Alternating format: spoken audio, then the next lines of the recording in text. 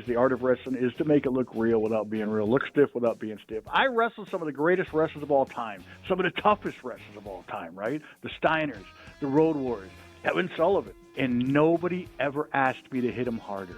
Shocking! You know why? Because it's a work, people. It's entertainment. It hurts enough in general. You don't have to beat the crap out of each other. Like, you take Jerry Lawler, had the best punch in wrestling. I wrestled Jerry Lawler. You know what you felt when Jerry Lawler punched you? The bump you took. That's how good he was. Yeah. And that's how it should be.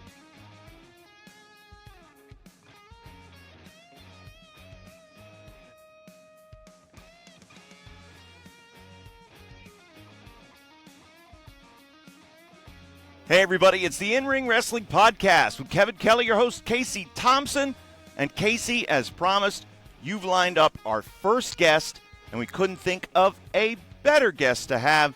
You see him there. He is a proud collector of Evel Knievel merchandise. He is a devotee of Terry Funk.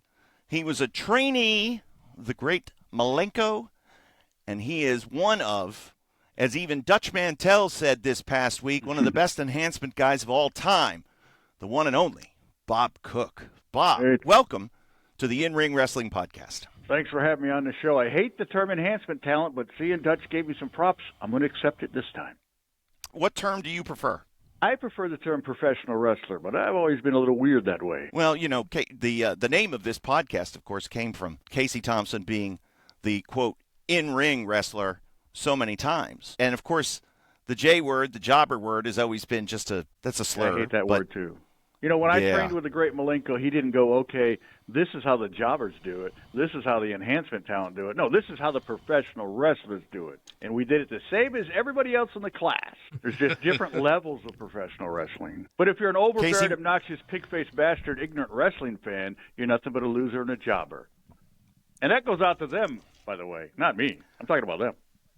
They're the real jobbers. I was just telling someone the other day when we used to go out to the ring. You know, we'd always go out when the other people were leaving. We go out with the referee, and they would be like, "You suck! You're gonna get your ass kicked." I mean, everything you could hear, they're just calling us. And I was just looking at them like, "Yeah, but you paid, and you're watching me wrestle." I was in the presence of one of the all-time great professional wrestlers last night, a host of stars for AML, America's Most Like Wrestling, down in Winston-Salem, North Carolina. It was their 10th anniversary show, and got to see number one George South. So we had some time catching up. It was great. Finally introduced myself to Baby Doll. So I'd never met her before. We have so many mutual friends. Tell me how your journey began, Bob. What was the little boy's dream? To be a professional wrestler? How did it all go? Well, you know, I moved to Florida in 1975, and I met a kid. His name was Dale Dibler. I remember his name. You'll believe that?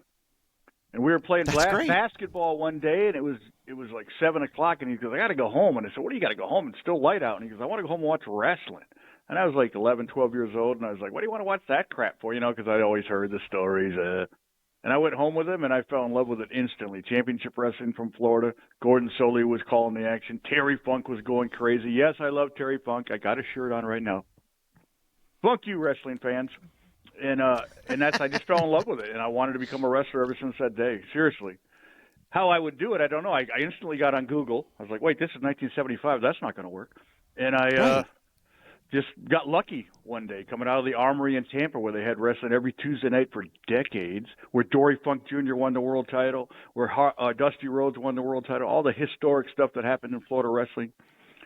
And there was a flyer on my car that said, "Become a professional wrestler," and it was for the great Malenko School. And it had all the great taglines like, "Become a TV star, travel the world, make big money." Well, none of that happened, but I had the time of my life, and I love the great Malenko like a father, and I still love him to this day, obviously, and he's no longer here, but I still hear him in my brain once in a while when I decide to do stupid things. Like, wait a minute, he would have told me to do this, and then I don't do it. Sometimes. I fired my makeup artist earlier, though. That's why I look the way I do, by the way. I don't deal with sexual harassment. I don't care who it is. Hey, now, Bob. when you hear, he's not going to put up with it. Hey, Bob. So 2025. I don't need no lawsuits. So you broke into the business. When was it to the point where you grew up watching Florida Championship Wrestling, like all of us here did? And I know when I got to my point when I started wrestling, and I wrestled in the one arena that was like my holy grail, that I grew up watching it, going to. Where was yours? My favorite arena in Florida was the Bayfront Center in St. Pete, because to me that was like our Madison Square Garden. It was kind of round like the Garden, about half the size. Only held like 10,000 or something. But I love that arena. And Robarts Arena in Sarasota, the Lee County Civic Center, all the arenas I went to every month. That was just mine. being able to wrestle there. Lee County and then Civic the highlight Center. of it all was the first time Gordon Sully called a match I was in 1986. You go home and you're like, boy, I've really made it. Well, I made $25, but Gordon called it a match. Yeah. Because that's what you got paid when you did TV at Sportatorium. Mine, Lee 15 County extra if you work twice. Hey, the Lee County Civic Center was your building, Casey? I grew up going to wrestling there, and that was Coach John Heath's town. So Coach John Heath used to send me the posters. I used to poster it. I used to go there before in the afternoon and set up the ring with Gordon Nelson, so I got in free. And then I was like a runner for the wrestlers in the locker room. They still kayfabe me and everything. And, of course, they would, here, go take these pictures. Billy Jack would give me couple hundred black color 8x10s to take up to the gimmick table, go get food for them, stuff like that, people like that. So it was cool. And then when I wrestled at the Eddie Grant Sports Stadium, so I actually was able to wrestle the last match before they tore the place. I sat in the parking lot and in my car and watched the demolition. I never got to work there. I never got to be there. But the day that they finally tore it down, I took my lunch and went and sat in the parking lot. And it was sad for me because it was a piece of wrestling history that was being torn away. Something like, and it could have been wrestling fiction, something like 82 consecutive sellouts was the number that I had heard for that particular building in Florida. And that was set up for 11,000. So you knew they were drawing big weekly crowds, even if it was maybe shy a sellout. I remember back when my aunt used to go there, they would all the ladies had their legs crossed one way because they had wooden bleachers. And at the same time, they would all switch their legs to the other way because they're so packed in there. She would tell me. Synchronized swimming in the form of wrestling fans in the bleachers. Of course, Bob Cook was trained, and you fans hear the name, the Great Malenko, and you're like, that sounds familiar. Is he talking about Dean? No, it's Dean and Joe's father, Boris Malenko. And, of course, he was a Russian. He was a very intellectual man, but he was also a complete bastard as well in the ring and was the master of the Russian chain match and drew big money with Eddie Graham throughout the 60s and 70s and had a continuation of his career. I remember him in Knoxville as well, and then began training. When did he start training wrestlers? Because it wasn't a big thing that was well publicized, but obviously, Bob, when you got started, they were starting to branch out. When did he start training wrestlers? I'm not exactly sure. I mean, I started in 81, and I know he was doing it before then because he trained Barry Horowitz and Al Perez, and they were a little bit before me, even though they would come by to school once in a while. And Dean and Joe would, too. We also learned a lot from Dean and Joe. I always tell people when they ask me who the best wrestler I ever been in the ring with, I always say Dean Malenko because he was just amazing. It's one of those guys you could drop kick you off the top rope, hit you right in the face, and all you felt was the bump you took. That's how good he wouldn't look like you took your head off. That's the art of wrestling for all you idiots out there that think you should be stiff, you should do this, you should do that. The art of wrestling is to make it look real without being real. I'm exposing the business. I know it's never been done, but that's the reality of it. The only reality of wrestling is it's supposed to look real without being real. You're not supposed to go out with your eye busted open and your bruises all over your face like UFC. If you want to fight for real, join the UFC or get married. I don't know. Your decision. Although I saw my ex-wife last night, and she gave me that hug. Well, that's good. No, we're on good terms. I'm actually wearing slippers that she brought me. Santa Claus slippers. Really? Where are you right now, Bob? Are you in the bowels of your building there, your wrestling school? Yes, the Twisted Wrestling Alliance TWA Studios in Inglewood, Florida. I got a wrestling ring behind me, but I don't have no intentions of getting in it. Not today. Casey, did you ever wrestle Bob Cook? If so, what's your one-loss record against Bob Cook? Who holds the edge? I don't think we wrestled each other. We've been on a lot of shows together, and we've traveled many, many thousands of miles down the road. But I don't think we've ever wrestled each other. I don't think so. You mentioned George South, though. George and I teamed up last year to wrestle Tommy Rich and Ricky Morton. How cool is that at my age? Wow. And we might be doing it again this April if it works out. Well, George South got to team with Billy Gunn last night in AML, so I think he's an honorary member of Degeneration X now. So who knows what's going to happen come April. I remember Billy Gunn when he first started training. He was trained by Jerry Gray. and he used to wrestle as Kip Montana when he first started. And he was also trained by Rocky Montana. Yeah, Is Rocky that another? Montana. Yeah, maybe. Yeah, I don't know. I just go. That was Jerry. another name.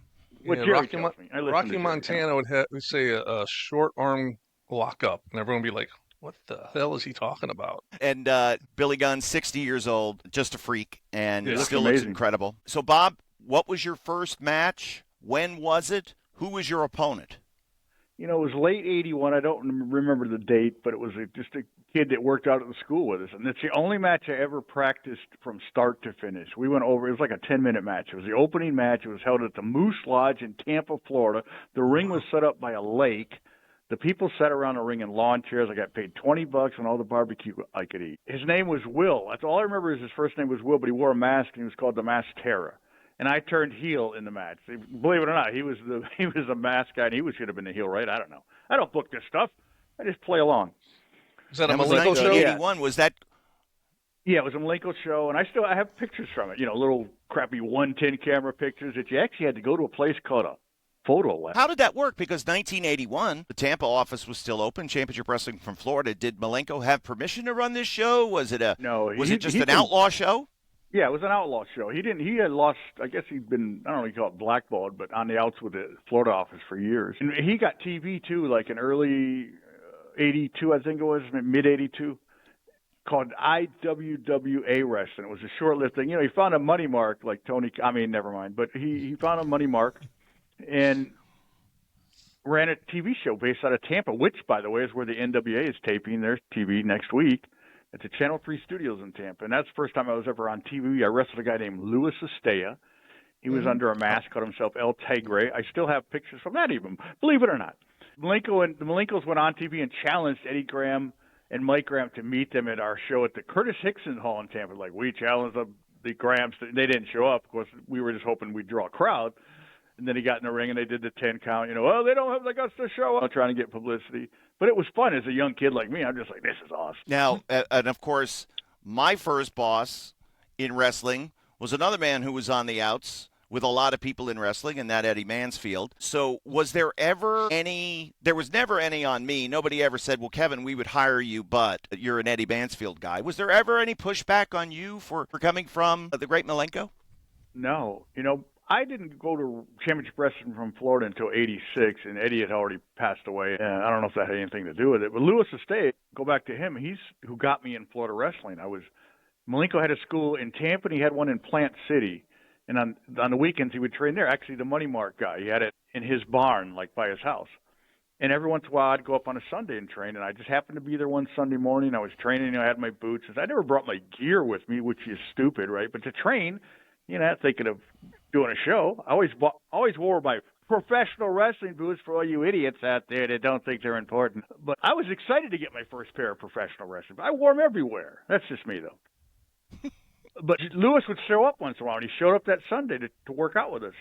And he said, hey, they need somebody and this is in '86, they need somebody to work at the Eddie Graham Sports Complex tonight. And, I said, I'll do it. So I drove all the way home, which was like a 2-hour drive, because even I-75 wasn't open up all the way back then. Oh, yeah. Got my gear, and I drove all the way to the Eddie Graham Sports Complex, and I wrestled Jerry Gray. First time I ever met Jerry. And we're sitting in the dressing room, we're talking a couple of things, and he's like leery of me because he didn't have a clue who I was. And he's like, he was leery of everybody. Do that? And I said, yeah. But he said, are you sure you can do that? And I said, yeah, I can do it. We went out there, had a great match, I'm just saying. And we've been friends ever since. But that's how I got in Florida wrestling. And then the next week they invited me to TV tapings, and then it just went from there. And I got along. I was never a drama causer. I was just happy to be part of the business. I'd show up on time, do what I was told. I stayed quiet unless I was spoken to. I didn't walk around and be an ass. And I just got used. I don't know. Bob, but I never had any, Mike Graham. I always loved Mike Graham. He was great. I have a question for you, and Bob. He knew who trained me. So you're notorious for having one of the best punches ever in professional wrestling. Of course, if you take your glasses off, aren't you blind as a bat? Yes, I am. But as far as you know, I've never stiffed anybody. I actually wrestled the Cuban Assassin. The Cuban Assassin in this ring 2 weeks ago in a tag match. And I gave him a couple of shots, put him down. I put him down, but I didn't hurt him. I saw him last night too. Yeah, in this recent in this recent Dutch Mantel, part of the Storytime with Dutch podcast, he was asked a question by a fan, about you, and it was very complimentary of Bob Cook. And I was like, man, the timing couldn't be better because he's going to be a guest on this week's episode. He wondered, and he opined, and didn't know the answer, how come Bob Cook wasn't a big star in wrestling? Because in his opinion, you had everything. You had size, you could work, you knew what you were doing, everything was there, just it didn't happen. Oh, there's a lot of reasons, but the biggest reason is Bob Cook was his own worst enemy. A lot of people don't know it, but Dusty Rhodes gave me 4 chances to do more in WCW, and I screwed them all up. He was going to team me with Tom Pritchard before Tom Pritchard was teamed with Jimmy Backlund as the Heavenly Bodies. Didn't work out because I screwed up. He was going to team me with Buddy Lee Parker. We were going to be the new State Patrol. I screwed it up. I was originally supposed to be part of the, Tex Slassen. Mark Calloway went on to become, or Canterbury, went on to become Shanghai Pierce. Right. I was supposed to be part of that tag team, but I blew my knee out. Like, you know how the wrestling is. You hurt yourself and you're off the books and they don't think of you. And I didn't know that at the time. I was standing after my knee surgery. Jody Hamilton would keep booking me to come up and just do security just to give me a payday. And I was standing behind the curtain. I was talking to Barry Windham and Tex or Dennis and Mark were in the ring, and Barry goes, that was supposed to be you. And I said, what are you talking about? Yeah, we were going to tag you with Mark or Dennis. I don't remember now which one, but and I was like, oh, man. He goes, yeah, you blew your knee. And I was like, oh, shoot. And then I was supposed to team with Joe Cruz, and we were going to be the new Assassins, and we were going to have Jody as our manager, as the original Assassin. We actually went to the power plant and trained with DDP and Jody. Jody got in the ring and was showing us all these little things that I think back on that he was showing us that nobody does today in tag team wrestling, that would just get so much heat. It's so easy. No one would get hurt, but the crowd would be wanting to kill you. And that didn't go either because I blew it. Because Dusty's conversations always started with, Bobby, because he always called me Bobby, I want you to get in a little better shape. And I go, okay, Dusty. And then I'd be at the bar the next night, and, I think in my mind I was complacent. I liked my spot. There was no pressure other than just not to hurt the guy you're working with, You don't like to fly either, do you? Show up on time. I never liked to fly. I did it, though. When I worked for WWF, thanks to Jimmy Backlund in '95, I flew because they flew you. Yeah. WCW wouldn't fly the losers back in those days, but they paid for our rent-a-car and our gas and our hotels and all that. But they wouldn't fly you unless you were on house shows, which, thanks to Bill Watts, I got on a lot of house shows back then. But by the way, Dutch Mantel, if you're listening, I didn't have a job at that time. My wife always had a good job and allowed me to pretend, because, wrestling is kind of pretend to be a professional wrestler and tell people I was. So she had a good job, so whatever I didn't make in wrestling, I could tell people I did and act like I was a full-time wrestler. Because we did WCW. We'd go to TV. We'd leave on Sundays, get back on Thursdays. We'd do indie shows on Friday, Saturday. Sometimes we'd do them on Sundays on the way to WCW. So, we were always busy. And I appreciated Dutch saying that. A lot of guys have done that over the years. DDP put me over on a podcast recently. Arn's done it several times, and I appreciate that. And I thank him when I see him, Like I saw Arn last year in River City at River City Wrestling Con. I know I'm rambling, but you started it. You asked me on the show. But well, yeah, we wanted a week. We wanted a week off. Casey and I have been doing all the talking, and we figured, better way that we could rest our voices, just have Bob Cook on. Yeah. But yeah, I appreciate when people, put me over. To me, the greatest puncher of all time was Jerry the King Lawler. You know who started that? Bob Cook has the best punch in wrestling, right? It was Bill Watts. He started that. Oh, wow. I was wrestling Van Hammer one night in WCW, who I actually spoke to recently. Van Hammer, great guy. Really? That was another guy at the right place at the right time, because he came up with Mark Merrill to do jobs. He took it. Yeah.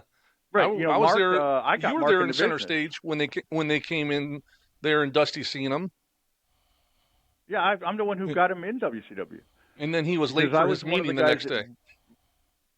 I don't remember that part, but because he wouldn't ride with us even back then. No, I want to drive myself. Yeah, they always had like a nice car. We were all crammed in the van. Yeah, I'm the guy that got Mark in the business and got him in WCW because I was one of the guys that brought guys to TV starting like in '88. I would rent the cars, and I'd pick guys that I thought could work and guys who were friends with mine because, who wants to travel with people you didn't like? And Jody trusted my judgment, and he asked me one time, Bob, you got any new guys? Because I always brought the guys that I liked, like Mike Thor and Chris Sullivan and guys like that. Wow, yeah. Robbie Ito, Rick Ryder, those guys. Yeah. And I said, yeah, there's this new kid. His name's Mark Merle. He looks good. He's got a good attitude. He go, oh, bring him up. And Dusty saw something. Same with Van Hammer. He worked out at the same gym I did in Venice with Mark. And they knew we were wrestlers. And they said, came over and asked us how to get into business. And, of course, we said, what, are you crazy? No, we said, go to Great Malenko. And that's what they did. And Mark, or I call him Mark. Well, they're both named Mark. Mark Merrill, Mark. But Van Hammer, we'll call him Van Hammer. Yeah. He got an opportunity and he took it. Only an idiot would say, well, let me see here. You're going to pay me this much. No, I don't want it.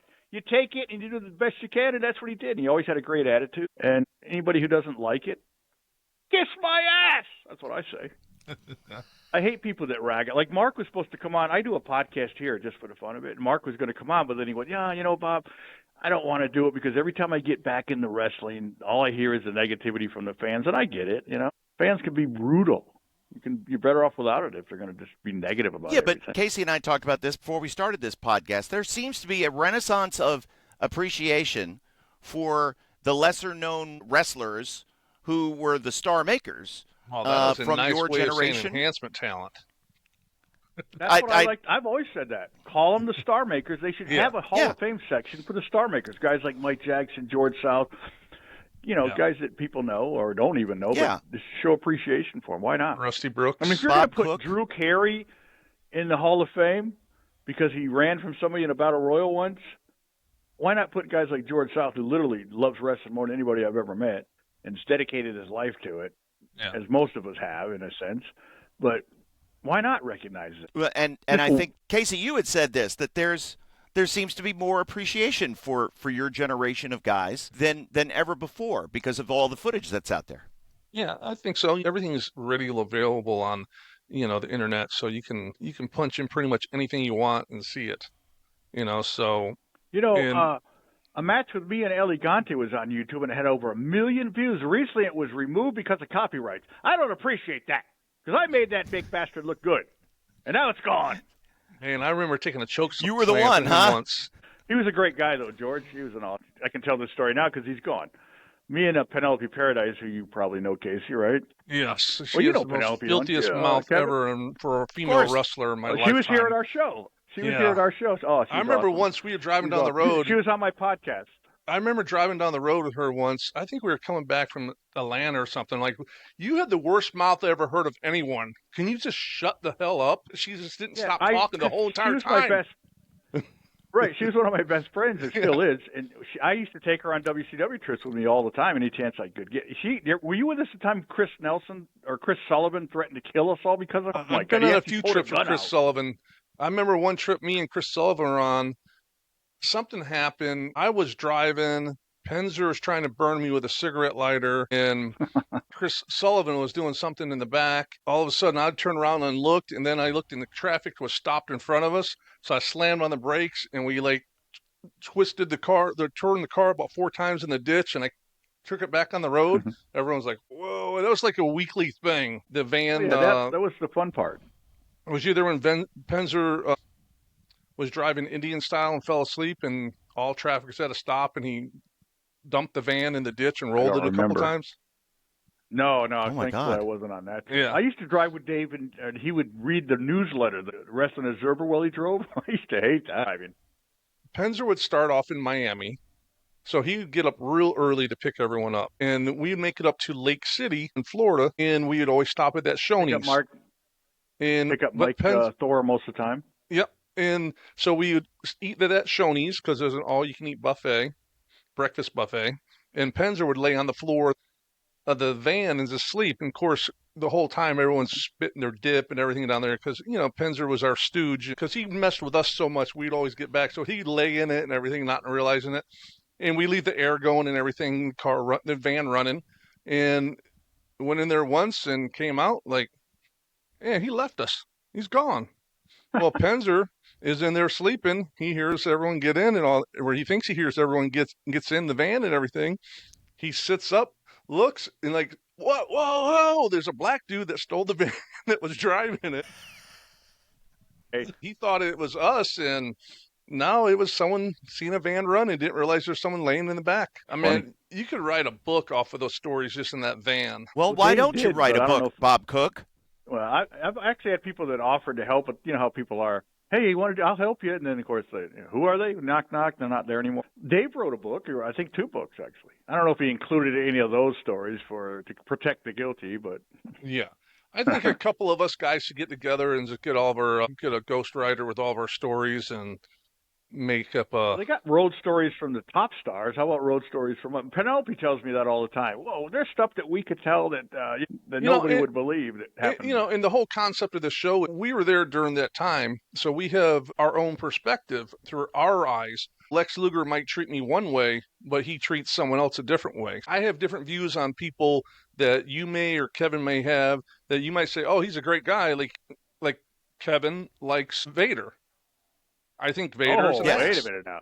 Well, we're going to have to shut What's this your down opinion right on now. Vader? Come on now, wait a minute. I never had to wrestle him, Yeah. and he had gotten humbled in WCW. So when I met him in happened. WWF, when I saw him in WWF, believe me, there was no pretense of like the Monster Vader. Everybody knew that he was like, he's just a weirdo. And I always kind of felt sorry for him, and I kind of liked him. I use other words for him, but what's sad is that all the times I was at WCW, the one time I wasn't was when that Vader incident happened. You have no idea how much I wish I was there for that. Yeah. He was such a jerk back then. Oh. And he hurt so many guys. I never had to wrestle him, and Jody Hamilton always told me, he goes, don't worry, Bob, I'm never going to have to make you work with that fat bastard. And he never did. And I saw Jody a few years ago. Obviously, he's no longer here, but at a fan fest in Tampa, and I thanked him. I said, Jody, I know it's been a long time, but I want to thank you again for never letting me wrestle Vader or making me wrestle Vader. Oh, wow. Yeah. Who was your favorite opponent, Bob? Who did you love to wrestle more than anybody else? Rick Ryder. I'm telling you, that's the truth. And, I trained Rick, and Rick and I had like main event and semi-main event matches in Florida for almost 10 years on the Indies, doing every imaginable match, chain matches, cage matches, bull rope matches, tape fist, blah, blah. And it was just so much fun. As far as people that you might not have heard of, or people out there listening might not have heard of, he was my favorite because we just had so much fun. We pretended to beat the crap out of each other. And to this day, people will tell me, oh, man, I remember your matches with you and Rick. And whether they're just buttering me up for a sloppy autograph, I don't know. That's one thing I wanted to mention. You said they got more of appreciation for guys like me today. Well, if you really appreciate me, book me at a fan fest and pay me a little bit of bucks to fake a smile and sign a sloppy autograph. See, if I was just that much more famous, I could make a little money on the weekends. Nobody cares. Well, I get that. No matter where you go, though, people remember certain people. There was a story. So there's a wrestler named Cheeseburger up here in Pennsylvania. And when he signed up for wrestling school, he brought his mom and dad with him, and they checked it out. And the trainer of the school told me the story. The dad, do you have any questions? And the dad looks and he says, yeah, whatever happened to Ox Baker? Like, just who? What? Ox Baker? That was the one question he had. But there's an appreciation for people that they remember seeing on TV. And it's ingrained in the memory banks. And now with YouTube and with all this footage that's out there, people are seeing Bob Cook matches more than ever before. You know what's funny is I met a guy last night at the show. He's been in the business for a while, and he came up to me and he goes, are you Bob Cook? And I said, yeah. He goes, oh, man, I used to love watching you back then. He's, shake my hand. He talked to me for a while, and he goes, and he just tell me his story. He goes, I've had like 3 strokes, and I can only see out of one eye. And I said, wait a minute. You've had 3 strokes, and you can only see out of one eye, and you recognize Bob Cook? You are a fan. But it was cool to have people say that to you. Casey was talking about how you have different experiences with people, and that's true. There's like, I was friends with Evel Knievel. I always like to bring that up. And a lot of people, Evel had different different relationships with people, good and bad, and he was always like gold to me. He always treated my family and my kid and everything. Every time he'd call me, he's like, where's your kid? I said, he's right here. Let me talk to him. And he just talked to me like, how you doing in school? Do this, do that. Tell him stay off drugs and preach the good message to kids. So he was great to me, but there's other people who had much different experiences with Evel. Right. And that's the same with the wrestling business. Like I hated Buzz Sawyer, Matt Everyone Bourne, hated Vader. Buzz. Those are the 3 biggest jerks. Everyone hated and a lot all of people them. never liked Eddie because of what he did back in '85. But Eddie was always cool to me.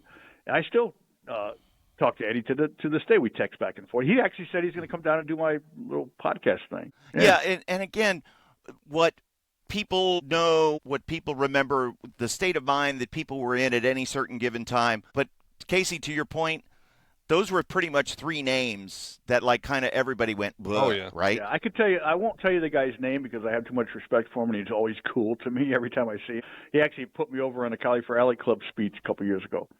But when Buzz died, he came in the dressing room, the guy I'm talking about, and they said, "Hey, did you hear about Buzz?" And he said, "No, what happened?" He goes, "Well, he passed away." And he said, "Oh, really? I got to take a piss. Where's his grave?" So Buzz, and this was a top star. So everyone was happy when he died. Yeah. Yeah. I've heard that from a bunch of people. Even his brother, because he could finally get more of a spotlight. But he was a jerk too, Brett Sawyer. Oh, man, I wrestled for him once in Daytona Beach at a paid show. Of course, he said, sorry, guys, someone stole the money kind of deal. Oh, yeah. So they're taking down the ring, and I was riding with a guy that had a cargo van. And I'm like, come here. He's like, what? I said, let's go. Let's grab that pole. He said, what do you mean? I said, we didn't get our money, so we took the ring post. Of course, they're not realizing because they have a bunch of stooges all tearing down the ring, throwing stuff in the trailer. So when they try to do their next show, or set up for school or whatever, they only had 3 poles because I stole one of them. I'm like, well, you want your pole back? I need my money. And, my select few friends that I had on the show, I need all of our money. And then you can get your pole. So we got our money. He got his pole. Yeah. But we stole this pole, this ring post.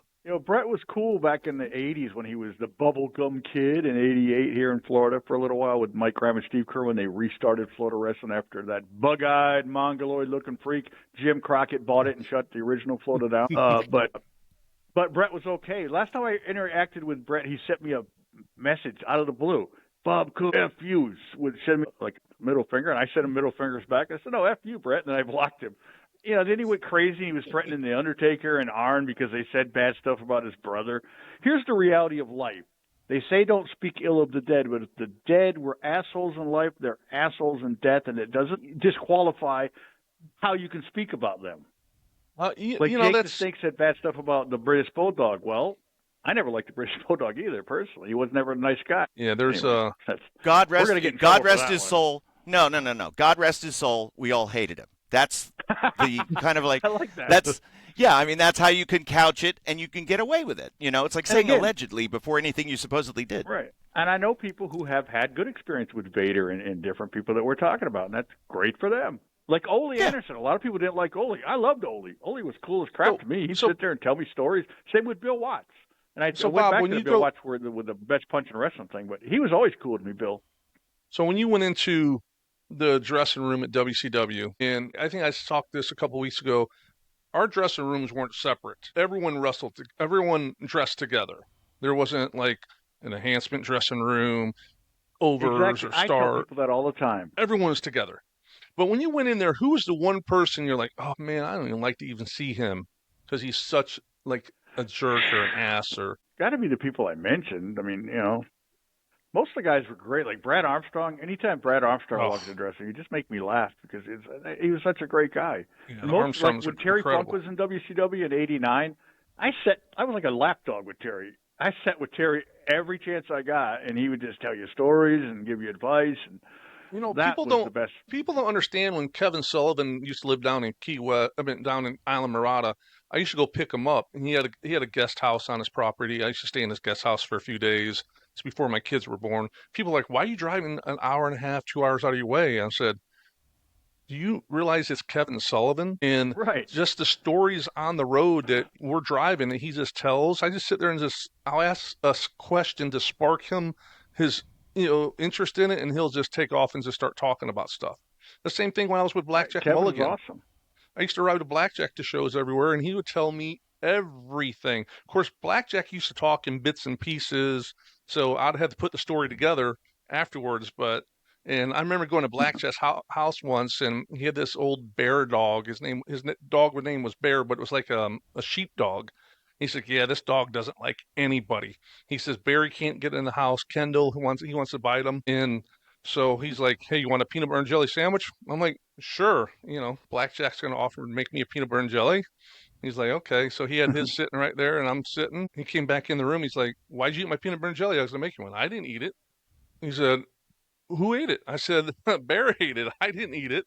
And he's like, Bear came out here when you were here? I'm like, yeah. He's been sitting next to me the whole time. He's like, oh my gosh. He says, my kids can't even get near the dog, and the dog loves you, But all the stories that I would learn from these, which helped me implement into my wrestling over the years of the psychology of the business. People don't understand that, that's the priceless stuff. And these guys are all gone now that I was like, had a great influence on me that, molded me into the wrestler that I became. It was just priceless to me.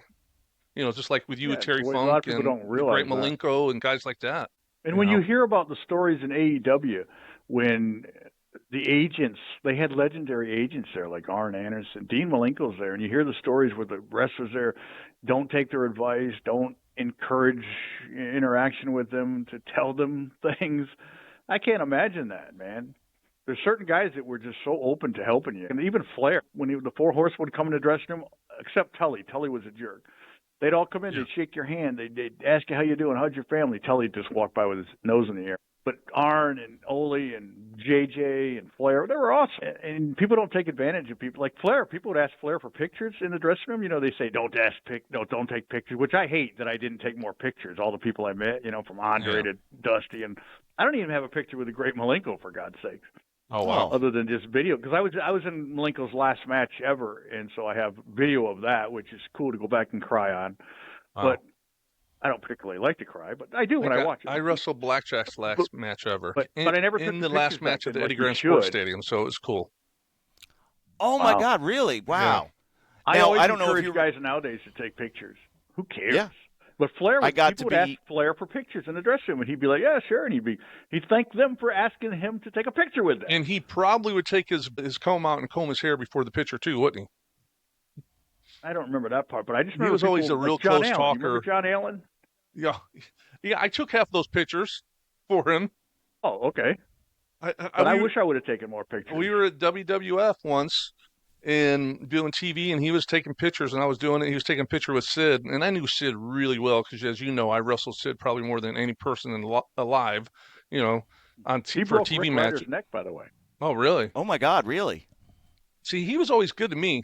I mean, maybe I was younger and more limbo. Well, Rick had neck problems anyways. Yeah. So, Sid took the picture with them, and Sid's like, "Casey, you want one now?" I'm like, "Nah," because I was the same, don't take pictures. Like, come on, let's take a picture. I'm like, okay. So I have a picture with Sid. It's like about 1.5 feet taller than me. I think it was so big. He was always really cool. I remember once when Mick Foley wrote his book, I bought a copy of it for my brother for Christmas one year. I was doing TV. I had the book like hidden under the towel, waiting for the right time to ask Mick to sign it to my brother, right? And so I look, and I'm like, oh, no, can't. There's other people. Finally, I got the time. And I swear to you, as soon as I did, everyone in the locker room, "Hey, Mick, can you sign this? Can you do this?" I mean, everyone. I mean, from the highest guys up to the lowest guy. And he was like, "Oh, of course." I remember once I picked him up, we did a big show down in South Florida he was on, and I was telling about my wife at the time read his book. And she's not a wrestling fan, does not like wrestling at all, right? And she's like, and she reads books, and she was like, "That was one of the best books I've ever read.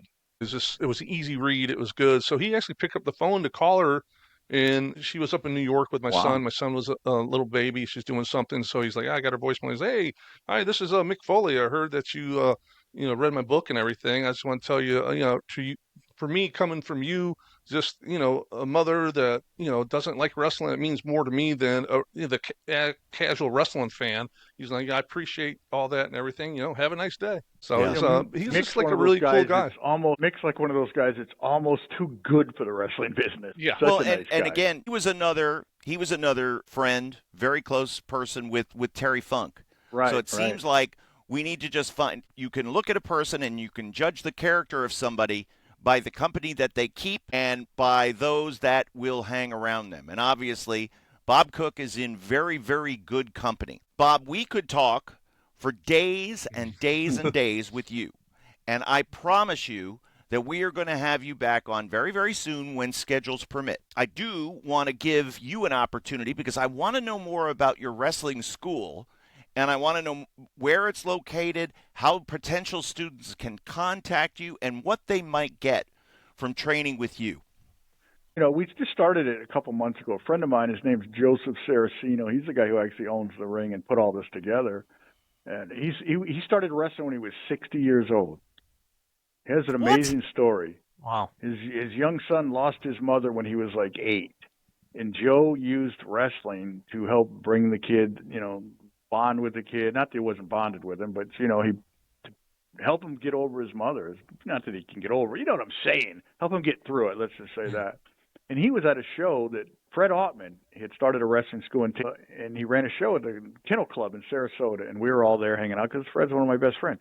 But Joe was there with his kid, and Frankie Reyes was one of Fred's trainers, helped train. And Joe asked the guy, would you train a 60-year-old? And he goes, for what? And he said, to wrestle. And he goes, well, I guess. And so Joe started training at 60 years old at Fred's school. And he went there, every week and kept up with the young kids, doing the flips, the rolls, the bumps. And it helped bring him and his kid together. He got national news over it by being old. And he tried to get in the Guinness Book of World Records, but they turned him down, which is BS, because it wasn't part of like the WWF or something, as the oldest guy to start training to be a wrestler. And he went on, and he's still doing it, and he did this, and because I'm in this area, he asked if I wanted to train people here, and I said, yeah, I'll try it. And it's been slow, we put it out there to be a wrestler, and you got people that say they're going to come, and I'll be there, and they don't show up, or you know what I mean? It's that kind of thing, because everybody's a talker. Everybody wants to be a professional wrestler until it's time to become a professional wrestler. So we're just doing, all I can teach him is what I would learn from the great Malenko. Teach them respect for the business, history of the business, what I think should be done in wrestling. Like I was telling you earlier, I try to teach guys the art of wrestling is to make it look real without being real, look stiff without being stiff. I wrestled some of the greatest wrestlers of all time, some of the toughest wrestlers of all time, right? The Steiners, the Road Warriors, Kevin Sullivan. And nobody ever asked me to hit him harder. Shocking. You know why? Because it's a work, people. It's entertainment. It hurts enough in general. You don't have to beat the crap out of each other. Like you take Jerry Lawler, had the best punch in wrestling. I wrestled Jerry Lawler. You know what you felt when Jerry Lawler punched you? The bump you took. That's how good he was. Yeah. And that's how it should be, right? But that's so where is the school located? How can they contact you? What's the name of the school? Give me some information. It's in Inglewood, Florida. You can contact me on Facebook. My name is Bob Cook. There's a lot of Bob Cooks on there. But you could probably figure it out because in my profile it says become a pro wrestler with the phone number. And you can also contact Joe because he's the one who actually, owns the, has to. You got to sign a piece of paper that says if I hurt you, that you can't sue us. I don't know if I have to hold up in court, but that's what you got to do. But the few people that we've had come by, we've had a good time teaching them, and I like passing my philosophy on, trying to explain to them the important things that are missing in today's business. The little things like punches. How many guys have good punches nowadays? Like very few. You can point them out. Like Cody Rhodes, I think, has a good punch. I can't think of any others right now. Like I'll see, I like Braun Breaker. He's a great worker, but my God, the kid has a horrible punch. Don't tell his dad I told you that because hey, since Rick Steiner, and Rick Steiner had a great punch. So who's teaching this kid? You can do all the moonsaults in the world, but if you can't do a simple punch, and it's just the same for anybody out here who doesn't understand. Throwing a punch is the same as doing a moonsault or any other move. Practice, practice, practice. I'm going to blame it on Norman Smiley. Norman, I love Norman. Yeah, he's teaching all of them, so it's his fault. Well, you have to blame it on the company for not making it important. Like AEW, you got guys that go out, like they got their top champion, or their champion who is Moxley. He's got a guy down, and he's doing mounted punches where he's punching his own fist. It's like, what is going on? Watch guys that know how to throw a punch. I have a saying, watch, copy, perfect. Watch guys that know what they're doing, copy how they do it, and perfect it as your own. Mounted punches. Ric Flair had some of the greatest mounted punches of all time. Terry Funk, Shawn Michaels. Those guys had great mounted punches. Jerry Lawler had great punches. You know why Jerry Lawler is the greatest puncher of all time? Because he didn't do it one way. Guys that had great punches back in the day, like the Macho Man, had great punch, but he only did it one way. He had a great jab, but Lawler could do it right, left, uppercuts, right to the nose, mounted punches, and they all looked amazing when he was on. Yeah. And that's what you should learn. Who punches one way? Did Muhammad Ali punch one way? No. Hey, Kevin, don't you think a lot of it has to do with the production, the way they shoot it and they edit it, or they do cuts? They could do a different cut to show it better. I think there's two ways. I think to your point, Casey, yes. Not directly, but indirectly. And I think that because it doesn't look great, because they don't do it well, it's de-emphasized from a production standpoint. Let's not really work on shooting it a certain way.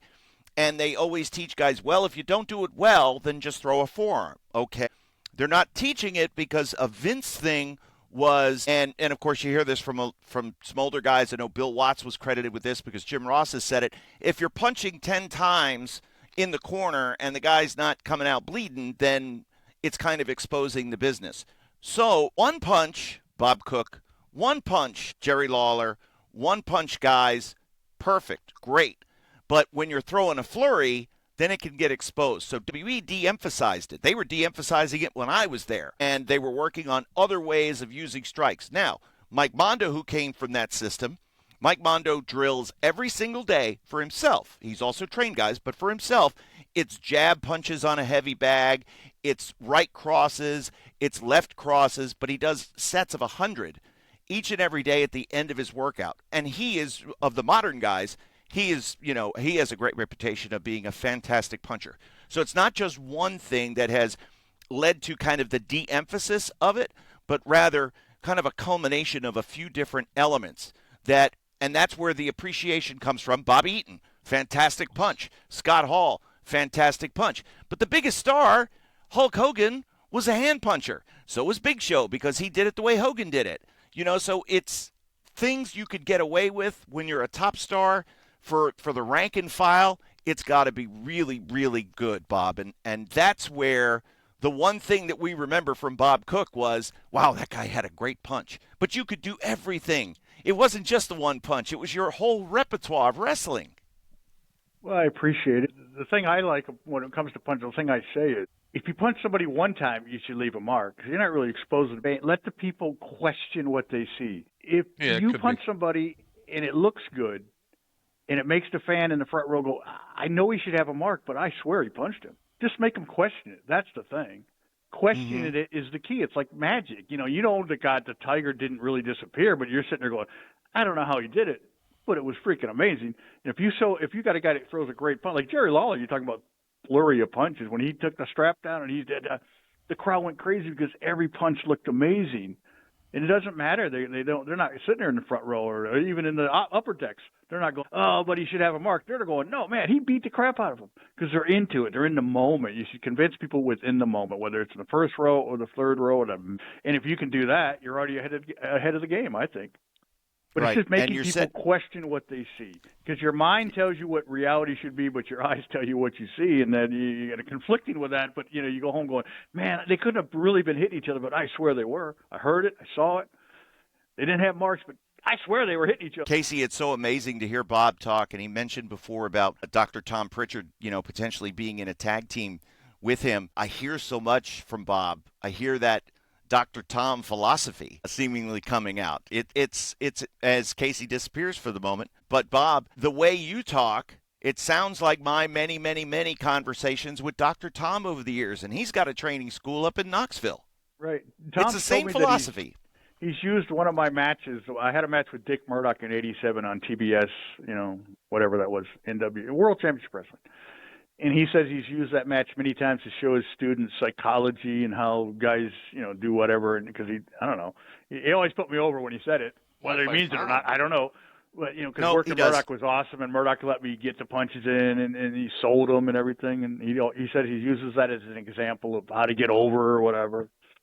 But it always means a lot when guys do that. And again, it's that we may not have been, the best NFL players may not be the best coaches. Jerry Lawler is reported to be, by any measure, one of the best wrestlers of all time, but he's not a good coach. Right. Ted Williams, as a manager, he hit 400, but he had 20/10 vision until his 60s. How could he, just hit the ball? Wait for a good pitch. He was able to see whether it was a curve or a slider as it's coming out of the pitcher's hand. Sometimes it takes that the carpenter who showed people how to build houses, it takes that level of study. And it may not have come naturally, and he may not have been that star who could just say, well, just go out and be great. How do you be great? How do you do the little things? That's where guys like you and Dr. Tom and others have just made fantastic coaches and teachers over the years. Well, I know we're trying to plug the wrestling school, but I don't feel I'm the greatest coach of all time by far because I lack patience Like, I thought I learned pretty quick, because I did the backyard wrestling as a kid in the 70s, and I copied what I saw on TV. It wasn't the light tubes and jumping off of roofs and, through barbed wire, but what we saw on TV. So I had in my brain an idea of what was going on. So when I went to the Malenko school, I learned really quick. You didn't have to show me 10 times how to do a headlock takedown and whatever. But when I have to show somebody how to do a headlock takedown more than a couple times, it infuriates me because I'll be like, no, you got to put your hand down. You got to do this. And they don't do it. They'll put your leg like this. And they don't do it after a few times. I'm just like, I want to explode. I hold it inside. I was just thinking to myself, this guy's an idiot. And Casey, we were just saying, I was saying to Bob about, the patience that's required, but that sometimes, the best teachers are not necessarily the main eventers, the stars, because they just say, well, go be a star, but rather it's the carpenters who could teach you how to build a house, because that's what they had to do. And the similar philosophies of a Bob Cook, of a Dr. Tom Pritchard, of a Danny Davis, who was one of the Nightmares. Those guys are great teachers and coaches because of the philosophy that was inbred in them and what they had to do to be successful. You having worked with some students in the past, what are some of the elements that you needed to teach people, and how hard was it to have patience? Just to go back to all this, what frustrates me is we're talking about punching, we're talking about the little things. As a professional wrestler, as somebody in the business that loves the business, you should have pride in your work. Doesn't matter if Joe Smo down the road doesn't know how to throw a punch. It should matter to you. Doesn't matter if it doesn't matter to the company. It should matter to you, and your eyes should be able to see that, hey, man, I threw a punch this week, and it looked like crap, and I realized there was 10,000 people in the arena and 2 million watching on Netflix or whatever it is. I don't want to do that again because it's embarrassing to me. It's embarrassing to the business. It's embarrassing to my trainer. You should have pride in your own work. And if the guys in the back who are paid to be agents don't call you over and go, hey, man, this is the third time I've seen you throw that punch. It's the third time you expose it to the 10-year-old in the crowd, the 50-year-old in the stands. Don't do it again. This is what you should do. Watch this guy. Watch Dick Murdoch. Watch Terry Funk. Watch Jerry Lawler. Learn how to punch or don't throw a punch. And you go back to those forearms. Every match in AEW, forearm, back and forth. It's like, who writes this stuff? Who books that show? Some idiot? It's a lot of Japanese influence. And again, when people say they emulate the wrestling they grew up in, that they grew up watching. You emulated the wrestling that you grew up in the 1970s. I'm a couple of years younger than you, so I jumped in the late 70s. 77 is when I moved to Florida. So 80, 81, I'm really starting to get into it. That's the wrestling that we emulated because that's what we grew up watching. But when I say to the kids today, they grew up, Bob, in the 2010s. Yeah.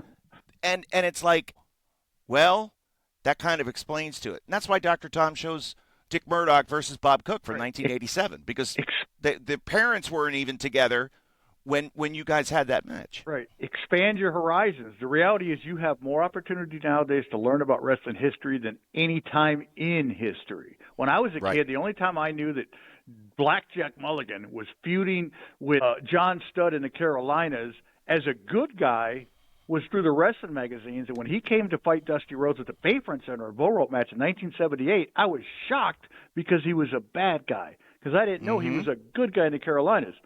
So, we learned through the wrestling magazines. But now you have it at your literally at your fingertips, your phone, which I don't like watching stuff on my phone, but you have it at your fingertips.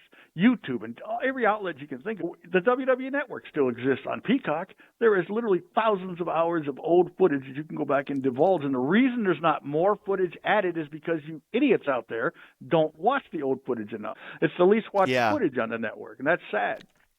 So one of the things that I always liked about Bob Cook and other guys, too, was your gear and your boots in particular. I always appreciated that. Tell me who was your boot maker? Where did you get them? Where'd you come up with the style? Who was the influence for them? Because they were unique. They were different than everybody else. Are you talking about the boots with the cowboy? They were cowboy boots, looked like tennis shoes. Terry Funk gave me those.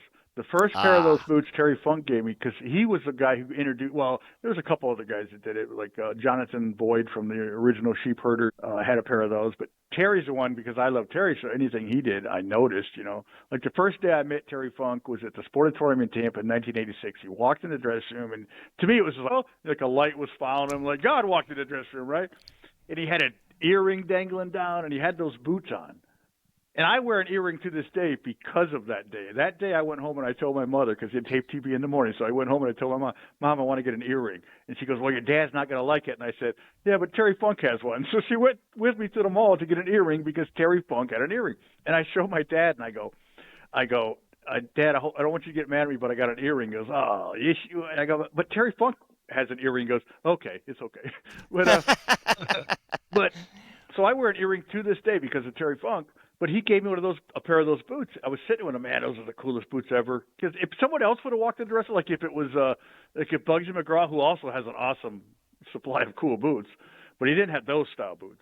If he walked in that day with those, I'd probably just go, hey, Bugsy, those are cool boots. But Terry walked in, so it's a different impact. But I was talking to him about them, and he gave me a pair. And that's the ones I wore in the ring all those years. But I've had like 40 different pairs of those over the years, different colors, over the years. But that's why I wore those for so many years. And I didn't wear those in the ring in the beginning. I wore them out because that's what Terry did. They're not wrestling boots, but they just, for some reason, had a wrestling soul on them.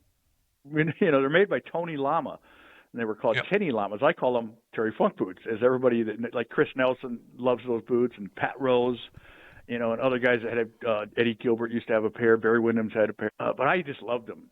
And so I wore those in the match I had with that Cuban assassin back here a couple weeks ago. But yeah, those were I wore those because I had bought a new pair. Terry gave me the number. I said, where do you get them at? He goes, well, I'm going to tell you. But he says this. He goes, but promise you won't tell anybody else because everybody will be wearing them. So I got, pairs. You had to order them back then. You had to order them over the phone. You had to send them your measurements, and it took like 3 months to get them. And, they were custom made. I gave Rusty Brooks a pair of them. You can see he wore them, or actually he bought them from me because they didn't fit right when I had them ordered. Anyways, I've always loved those boots, and I wore them outside the ring for years. And then when I got more pair of them, I started wearing the ones Terry gave me in the ring, and I wore the other ones everywhere I went because they were just comfortable boots. And I always thought they were cool because they were unique, they were different. Every time I went somewhere with those people, it's, oh man, where'd you get those boots? And those are cool, because they'd never seen anything like it.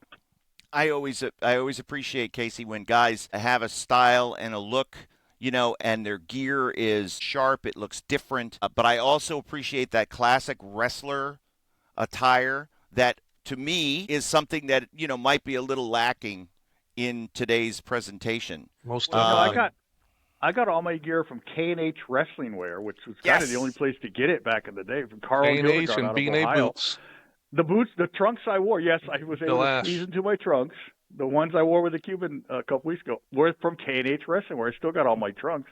The thing about the K&H stuff is they were nylon, so if you just gained weight, all you did is wet them, put them on, they would stretch out. Yeah, I'd have to get them wet. I was actually shocked they didn't have to get them wet to put them on the other day. But and I was a big Bret Hart fan in the 80s when he was starting to get a push, and he had like these really like black trunks. They're simple black trunks, a singlet, but he had a light blue line down the side, and he had black and light blue boots. And I had a pair of those made. The first time I ever wrestled on Florida Wrestling, I wore that outfit. It was but I copied Bret Hart 100% on that. And that's a look that I love and I appreciate, and it holds everything in. And if you've got a little belly, nobody's going to judge. Nobody's going to care. They're not even going to think twice about it because you look like a professional wrestler. But isn't that scary? I got to admit, I wear a T-shirt when I wrestle now, and I know a lot of people frown on that. But when I was in the ring with Ricky Morton, Tommy Rich, and George South last year, everybody wore a T-shirt but George. So, hey, I'm in good company. So there you go. When you're wrestling legends and they're wearing T-shirts, hey, it's not a loser like me. Don't bother me with my T-shirt. Look at that. So, Casey, as we wrap up this edition, again, this concept of this podcast was your idea, and reintroducing our fans to folks like Bob Cook, who I haven't seen in 35 years, but I follow him on Facebook and I read all of his stuff every day. Thank you, Casey, for opening this Pandora's box of these characters and these people that our audience would have never known otherwise. Yeah, it's I'm glad because it lets the cobwebs get away in my head, and I can start thinking in processing and bringing out old stories and stuff after I've been hit in the head so many times in my life. It's good for me. So I'm glad to be here too. That's what I like about these podcasts. People ask me to be on a podcast, and I've done a few over the years. It lets me relive my past, and unlike a lot of old wrestlers, I'm not bitter in any way. I loved my time in wrestling. It was the greatest time of my life. I'm happy to talk about what I can still remember. You know what's funny? I am told things all the time. I know you guys want to go, but I'm told things all the time that I don't remember. Like there was a guy here at our show a couple weeks ago. He goes, Bob, it was an Eddie show, Eddie Mansfield show. I wrestled as the Punisher. I wore a mask, my mask superstar mask that I wore in Suncoast Wrestling, which is the character I was when I wrestled the Great Malenko in his last match. But I was at the Eddie show in Thunder and Lightning. Remember those guys?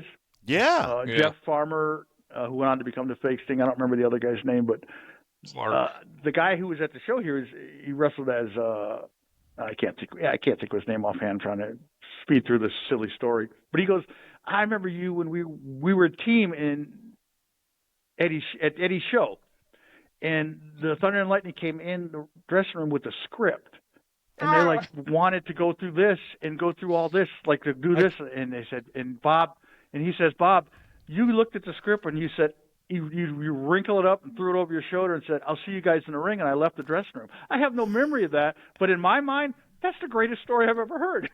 I talked about that when I worked TV for Eddie, and I walked into the room and they had a spiral notebook reading for word what to do. And I remember me telling you that, Kevin? And I looked back at Blackjack. I said, Jack, what the? And he's like, laughed. He's like, you'll be all right, big case.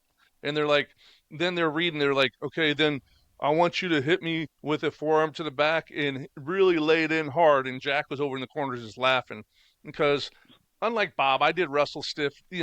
I was, just the way I was broken in. I had Blackjack. Bugsy broke me into business. Jerry Gray trained me. Bugsy broke me in, and Bugsy's would be constantly in the corner, hit me harder, kid, harder, kid, harder. I'm like, I can't hit you any harder. I'm throwing live rounds to your head, and you want me to hit you harder. I can't do it. Right. I told you earlier that no one ever asked me to hit him harder. Bugsy's the only guy that ever asked me to hit him harder. Now, I know it was at the James L. Knight Center in Miami. I gave him a forearm to the chest, and he says, hit me harder. I hit him hard. He kept saying it, hit me harder. And I got in the dressing room, and he goes, Jesus, Bob, I've never been hit that hard in my life. And I'm like, Bugsy, you told me to hit you hard. Bugsy taught me how to throw a forearm. He's the one that taught me how to color. And he was just like, where do you live, Casey?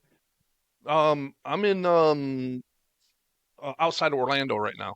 That's where I live. Bugsy lives in like Daytona, and I was going to invite Bugsy to the Legends Lunch because he usually comes, but he doesn't always like to ride by himself. All right. Well, I think we can work something out. He's not a young man anymore, unfortunately. Yeah. We might need to get some footage from one of these Legends luncheons. I'm just saying, Casey, it's kind of kayfabe. They say kayfabe's dead, but we're honoring Wendy Richter and Leilani Kai next Saturday. That's legendary. Wow. I've grown such an appreciation for Leilani Kai and Judy Martin over the last few years. Leilani was at our show all weekend a couple weeks ago, and she was awesome.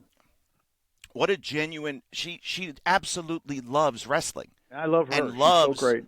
Yeah, and loves every part of it. It's her childhood memories. It was her profession. It's her life. And just coming back from hip replacement surgery, right?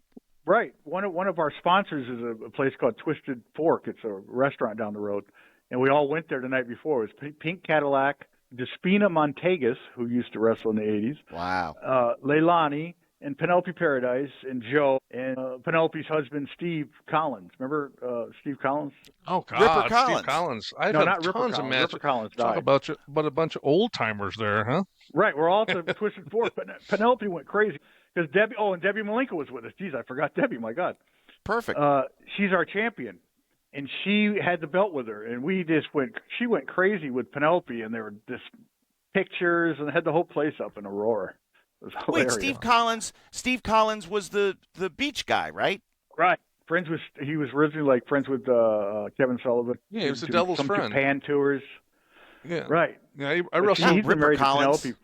Yeah, he's been married to Penelope for like 30 years now. Oh, wow. Yeah, I used to wrestle him a lot. They got 2 kids. 2 kids. And she'll be at the show. We're having a show March 15th. I can plug that March 15th right here at the Twisted Wrestling Alliance studio. And Penelope will be here. How can people get tickets to that event if they want to come? Well, you got to contact Joseph Sears. That's also, it's all on the download. It's all kayfabe, It's just we have it like a little studio atmosphere. It only seats like 50 people, and we don't like to disrupt the area.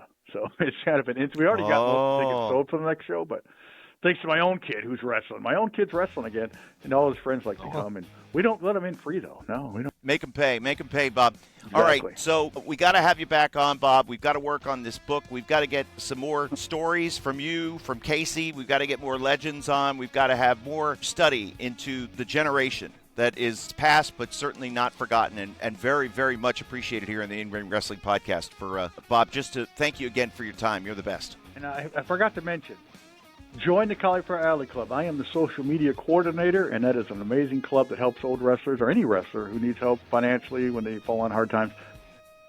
59th year anniversary or 59th reunion this year in Las Vegas. Join the Cauliflower Alley Club, caulifloweralley.org. If you're into business, you should join. If you're a wrestling fan, you should definitely join. Definitely. All right. So that'll do it for this edition of the In-Ring Wrestling Podcast. We thank you so much. For Casey Thompson, I'm Kevin Kelly. For our special guest, Bob Cook, we'll see you next time. So long from the Sunshine State.